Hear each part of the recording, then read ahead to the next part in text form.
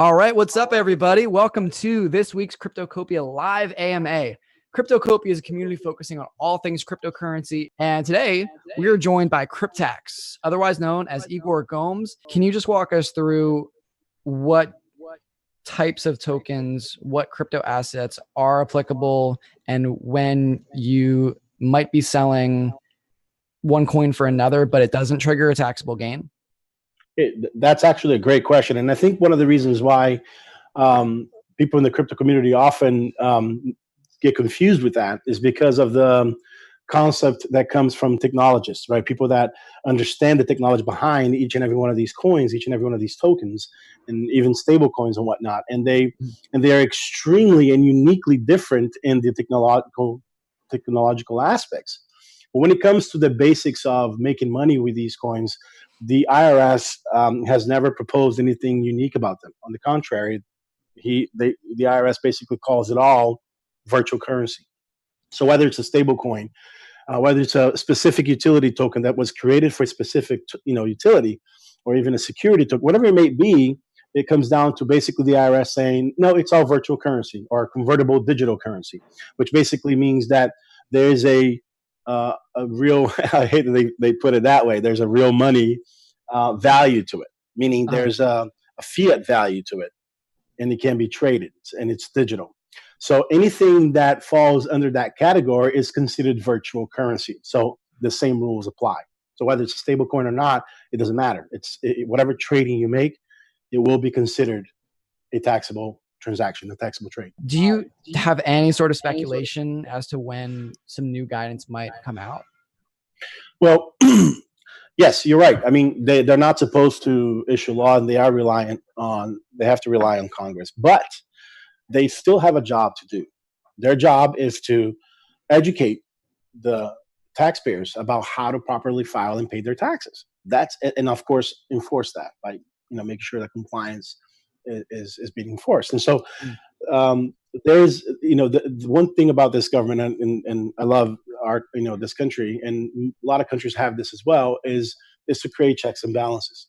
And there is an organization, it's called TIGTA, which is the Treasurer Inspector General something, I don't remember off the top of my head, but basically their job is, amongst other things, is to keep the IRS on check, is to make sure they're doing their job. And so they will often do audits on their procedures and how they're dealing with things. So it's kind of interesting when you look at the history. Bitcoin, white paper was, started in 2009, right? And then trading began soon after, and then things got really good. And then in 2014, the IRS had a lot of pressure because people were making a lot of money. So they're like, you know what? And not only that, but things were happening with the SEC as they were interpreting Bitcoin and other things. So there's different factions of the federal government having to also do the same thing, which is to basically say, hey, we're going to treat it like this. Like if you're doing it this way, we're going to treat it this way. If you're doing it that way, we're going to treat it that way. You see a lot of that with the SEC and other factions of the federal government. And then, of course, the IRS felt a lot of pressure, as they should. And so they issued a notice. But then they sat on it, like you said. They haven't done anything. And then TIGTA, a few years later, I believe it was 2000, I can pull that up, but a few years later, they basically said, hey, what have you done? I get it that you issued a notice and you gave some information, but you haven't issued a publication, which is when the IRS issues something very based on interpreting the law for something specific. You haven't included any information about cryptocurrencies or virtual currency, whatever you want to call it, on any publications or any other notices or any other, nothing. I mean, I don't see it anywhere else. And not only that, what have you done to enforce it? What kind of enforcement have you put in place? And so they got their hands slapped bad by TIGTA and said, look, you need to do something. And basically what TIGTA does is they propose, new things for them to do, like new procedures. And so they made a lot of, and you can find this online. I asked you about links. I gave you a list of links, and I don't know if maybe we could set it somewhere. But here are the dates. So, and these dates are interesting. Remember, March 2014, the notice was issued by the IRS. September 21st, 2016, TIGTA, the Inspector General, the Treasury Inspector General for Tax Administration, they issued a report presenting the results of the review to evaluate the IRS strategy for addressing income produced through virtual currencies. And then what happens? And then in October of 2016, the IRS gets an approved summons by a judge ordering what? Ordering Coinbase to turn over all their records. So you see where that came from. Basically, the IRS felt the pressure, said we need to do something. So the IRS has the right to summons information when they're investigating something, and so they got an order approved by a judge to ask for records for Coinbase. But then which is common in this industry, they ask for everything. We want information on everybody and everything. Yeah, and of course, we all know what happened. Later on, it got that changed. Didn't go over too well. No, and of course it wouldn't. But the point of that was to say, okay, that thing with Coinbase was mostly to make Tigta happy, believe it or not, to say, okay, we're going to do our job, but which is sad because they did that, and still since then they haven't done anything else. You asked about speculation about any new things that could come. I don't know that anything's going to happen anytime soon. I think what the IRS is doing at this point is waiting for Congress to do something so that they're not in trouble, I guess, in doing anything else. Why don't we just cover briefly what LikeKind exchanges were? They were something that you could use up until, well, I guess up through 2017. So you could have used them for your 2018, your 2017 return that you were filing in 2018. But what is a LikeKind exchange, and why were traders able to use that last year? So obviously, just reemphasizing, that was a law change. That was an actual the tax reform was actually, hey, we're passed the law into Congress. It's been approved. The president signed it into law. So that's why that is significant. Section 1031 is one of the sections that allow you to do LikeKind exchange, and that's existed for many, many years. And the concept behind that is if you have property, okay, asset, an actual asset that you own, whether it's tangible or intangible, and you trade it for another property that is deemed LikeKind. Now, there's some rules about the deeming of LikeKind. Then that you can, it's not automatic, you can elect through a procedure to treat that one exchange as a LikeKind exchange. And what that does is basically it creates no gains for tax purposes. And the way that it works, just so you understand, is whatever your cost, whatever your basis is on property that you are exchanging, basically passes on to the new property that you are receiving, right? So making it easy, I have a baseball card that I paid $500 for, and let's say it's worth $3,000 now, and then I trade it with another baseball card that it's worth $3,000. Although I paid $3,000 for this new baseball card with my baseball card that was worth $3,000, if I elect Section 1031, my cost on this card is not $3,000. It continues being the same cost that was on my original card, which is the $500. So if all of a sudden the value of this card goes up to $5,000 and I sell it, my gains is not going to be only $2,000, because remember, my cost on it is still $500. My gain, if I don't elect again at that point, it's going to be $4,500. Now, if it goes down, and this is what's really great about the LikeKind, if it goes down, say, to $1,000 and I sell it, I panic sell, right? Then I'm not going to have a $2,000 loss. I'm only going to have a gain of $500. So with the huge volatility that the crypto markets brought, LikeKind was the saving concept, was a saving thing here, because you could end the year, as we've all experienced in 2017, and with a very, very high value, and even beginning of the year with high values, only for May and June to hit, and all your values are gone. And then all of a sudden, then you got taxes that you got to pay, and all the things on all these gains from 2017 that you just don't even have the money for, or the assets that value that. So that was a huge problem. But if you were to do crypto to crypto trading and elect Section 1031 for all of those, then you wouldn't have that problem, because you wouldn't have any of those gains to pay taxes on, number one. And number two, when you actually did sell them, that and you were not going to elect that would be taxable, you would only pay taxes on the actual gains at that point. Why don't we talk a little bit about, since we're in a bear market, harvesting tax losses? As I understand it, if you had a net loss in 2018 and you're filing taxes right now, then if you had, if you sold enough to cover and register that loss in 2018 for all of your trading activities, then you can actually claim a loss against any other taxable income that you gained from investments in the year, and then actually lower your tax liability. But could you explain that for us? Yeah. So fiscal planning, which is what we're talking, tax planning, is the name of the game. I mean, that's the most important thing.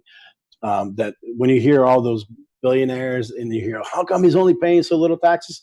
It's because they pay a crap load of money to people to sit there and actually plan out all of their moves, ahead of time, thinking of all the tax consequences. So when you're going to harvest losses, when you're going to try to do something like that, you definitely want to do it with a tax professional helping you, because you want to make sure that your decisions are smart. Like, I had people that called me and says, hey, I did great. I harvest a bunch of losses, and they just created a bunch of new gains because they thought that I bought it high, I'm selling low.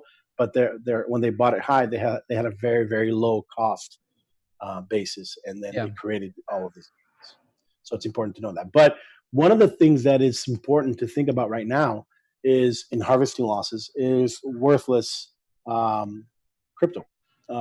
We have to be very, very careful with that. The IRS allows you to deem an asset that you own worthless.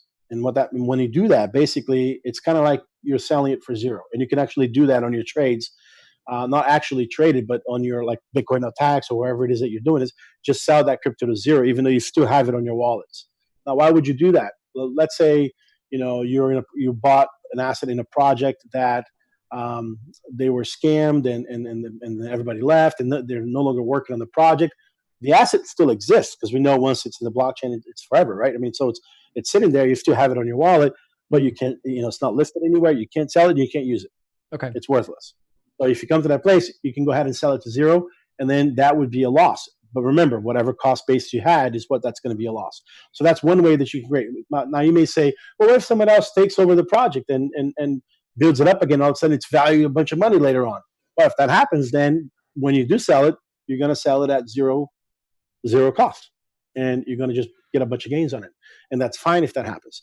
You just have to make sure that when you do harvest the loss, that you actually do have a cost basis on it, that it's worth doing that, because you may not. If you're filing and organizing your gains using last in, first out, or first in, first out methodology, I was wondering if you could just explain the difference and which you prefer, because I know that it's something that can make a huge difference with how much your tax obligation is at the end of the year, but it can be a little complicated too. Well, and there are other ones too, like average cost and other things too that you could use when determining the method that you want to do it. But it's important to understand one thing: once you choose a method, you can't be changing it.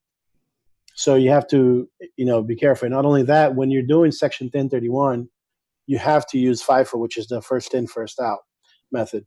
But there are some strategies that you can do by incorporating, and that's what we often do with a lot of clients as well, is create a legal entity where they could, use a method in one way and then incorporate those assets into a company, and the company has a different method. So that would be a workaround that you can do. Of course, you can only do that the one time, but you can, depending on the year and when you do it. Like, we had a lot of clients that did it in 17, FIFO, and then changed it in 2018 because of the different, situation in the market. Mm-hmm. So that was important. So you might want to check it out and see. And also, you could do some in a company and some in your personal return and have different methods there. You just have to be careful in how you do all of this, but it's definitely possible to. So there's not a preferred method necessarily. It would be what works best. What has the best benefit tax-wise for you. And then those methods, LIFO, FIFO, I forget the third one that you mentioned. They're basically just the way that you organize and derive the tax liability from all the trades, like the order in which you list out the trades, whether you're considering the cost basis from the very beginning of your trading history or from the very end. Do I have that correct? Yeah, or the average cost, for instance. Think about it this way. Let's say you have a drawer, right? And then you put your crypto in order as they come. So you get a new crypto and you put it in the first in the very beginning of the drawer, and then you start putting crypto in the back. So when you're going to sell it and you open that drawer, where do you pull it from? Do you mix it all up and then pull one of those and kind of average it out so that it's all the same? Mm-hmm. Do you take it from the back or do you take it from the front? Right. Now, why does that matter? Because the crypto you bought from the front, you paid very little, perhaps. The crypto you bought from the back, you paid a lot. So if you take it from the back and you sell it, you're going to have a little gain, right? Mm-hmm. But as you continue selling it, because you have to, you're eventually going to start getting close to the beginning. And if the market goes up, now you're selling crypto with very low cost at very high values, and you're paying huge gains. Yeah. So it really depends. You're not really saving money in taxes by doing that. You're deferring. That's all it is.